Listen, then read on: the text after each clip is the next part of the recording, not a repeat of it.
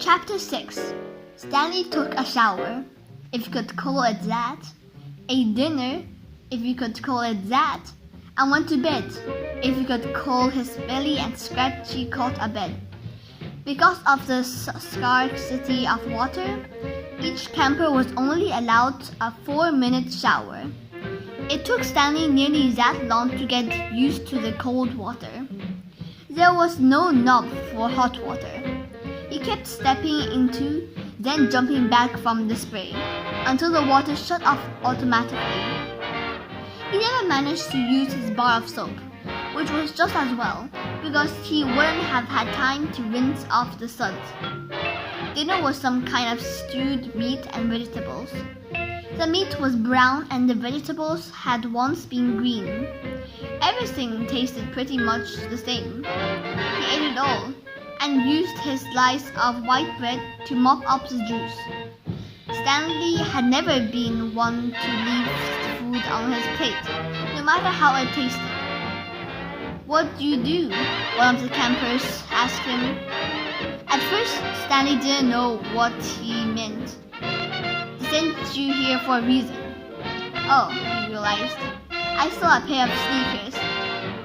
The other boys thought that was funny. Stanley wasn't sure why. Maybe because their crimes were a lot worse than stealing shoes. "From a store, or were they on someone's feet?" asked Squid. Neither," Stanley answered. "They belonged to Clyde Livingston." Nobody believed him. "Sweet feet?" said X-Ray. "Yeah, right." "No way," said Squid. Now, as Stanley lay on his cot, he thought it was kind of funny in a way. Nobody had believed him when he said he was innocent. Now when he said he stole them, nobody believed him either.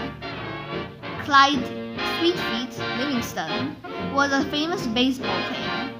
He'd led the American League in stolen bases over the last 3 years. He was also the only player in history to ever hit 4 triples in one game. Stanley had a poster of him hanging on the wall of his bedroom. He used to have the poster anyway. He didn't know where it was now. It had been taken by the police and was used as evidence of his guilt in the courtroom. Clyde Livingston also came to court. In spite of everything, when Stanley found out that Sweetfeet was going to there, he was actually excited about the prospect of meeting his hero. Clyde Livingston testified that they were his sneakers, and that he had donated them to help raise money for the homeless shelter. He said he couldn't imagine what kind of horrible person would steal from homeless children. That was the worst part for Stanley. His hero thought he was a no-good, dirty, rotten thief. As Stanley tried to turn over on his cot, he was afraid it was going to collapse under all his weight. He barely fit in it.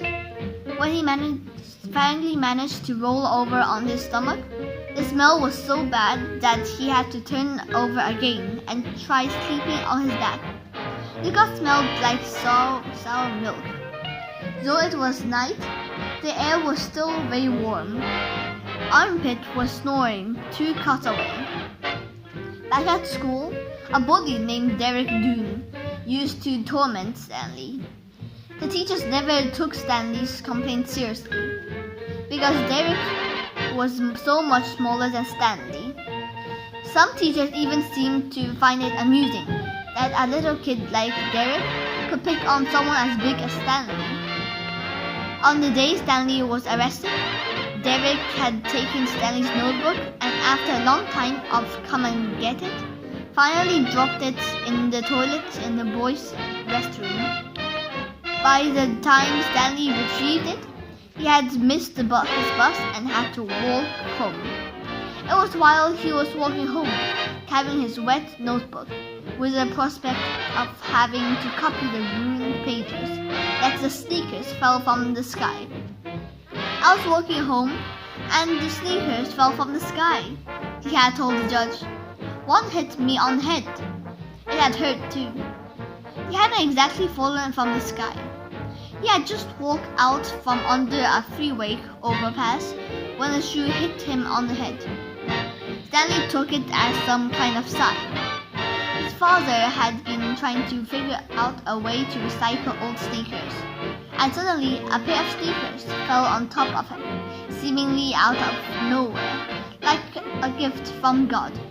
Naturally, he had no way of knowing they belonged to Clyde Livingston. In fact, the shoes were anything but sweet. Whoever had worn them had had a bad case of foot odor.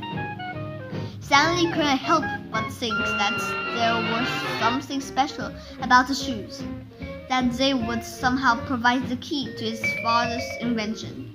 It was too much of a coincidence to be a mere accident. Stanley had felt like he was holding Destiny's shoes. He ran, thinking back now. He wasn't sure why he ran. Maybe he was in a hurry to bring the shoes to his father. Or maybe he was trying to run away from his miserable and humiliating day at school. A patrol car pulled alongside him. A policeman asked him why he was running. Then he took the shoes and made a call on his radio. Shortly thereafter, Stanley was arrested. It turned out the sneakers had been stolen from a display at a homeless shelter. That evening, rich people were going to come to the shelter and pay $100 to eat the food that the poor people ate every day for free. Clyde Livingston, who had once lived at the shelter when he was younger, was going to speak and sign autographs. The shoes would be auctioned, and it was expected that they would sell for over $5,000. All the money would go to help the homeless. Because of the baseball schedule, Stanley's trial was delayed several months. His parents couldn't afford a lawyer. "You don't need a lawyer," his mother had said. "Just tell the truth." Stanley told the truth, but perhaps it would have been better if he had lied a little. He could have said he found the shoes in the street. No one believed they fell from the sky. It wasn't destiny, he realized.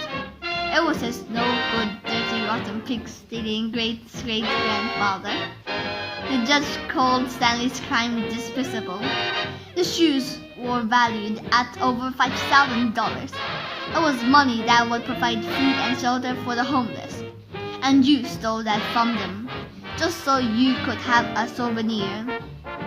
The judge said that there was an opening at Camp Green Lake, and he suggested that the discipline of the camp might improve Stanley's character. It was either that or jail. Stanley's parents asked if they could have some time to find out more about Camp Green Lake, but the judge advised them to make a quick decision. Vacancies don't last long